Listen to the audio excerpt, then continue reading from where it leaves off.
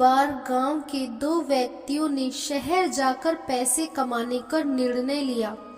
शहर जाकर कुछ महीने इधर उधर छोटा मोटा काम कर दोनों ने कुछ पैसे जमा किए। फिर उन पैसों से अपना अपना काम किया। दोनों का व्यवसाय चल पड़ा। 2 साल में ही दोनों ने अच्छी खासी तरक्की कर ली।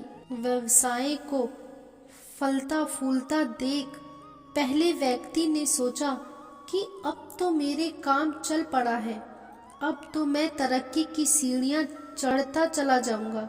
लेकिन उसकी सोच के विपरीत व्यापारिक उतार चढ़ाव के कारण उसे उस साल अत्यधिक घाटा हुआ।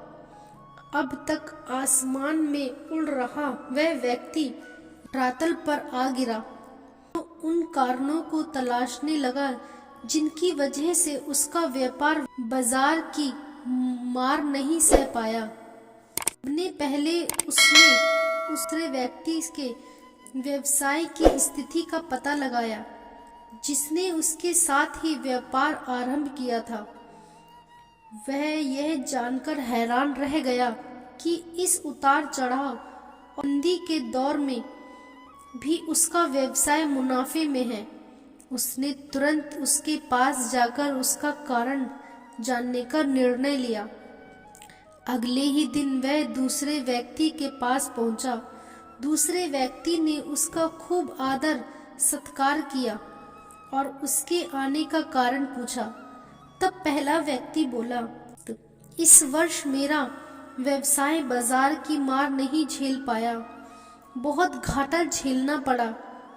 तुम भी तो इसी व्यवसाय में हो, तुमने ऐसा क्या किया कि इस उतार चढ़ाव के दौर में भी तुमने मुनाफा कमाया। यह बात सुनकर दूसरा व्यक्ति बोला, भाई मैं तो बस सीखता जा रहा हूँ, अपनी गलती से भी और साथ ही दूसरों की गलतियों से भी।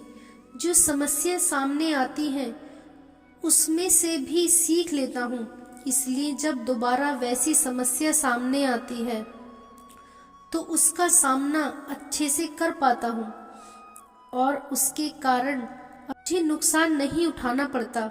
बस ये सीखने की कला है जो मुझे जीवन में आगे बढ़ाती जा रही है। दूसरे व्यक्ति की बात सुनकर पहले व्यक्ति को अपनी भूल का एहसास हुआ। सफलता की मद में वो अति आत्मविश्वास से भर उठा था और सीखना छोड़ दिया था।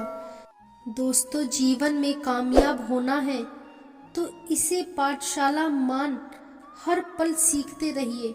यहाँ नित्य नए परिवर्तन और नए विकास होते रहते हैं।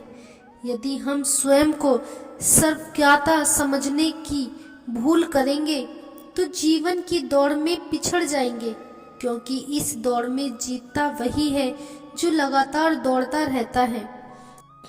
जिसने दौड़ना छोड़ दिया उसकी हार निश्चित है।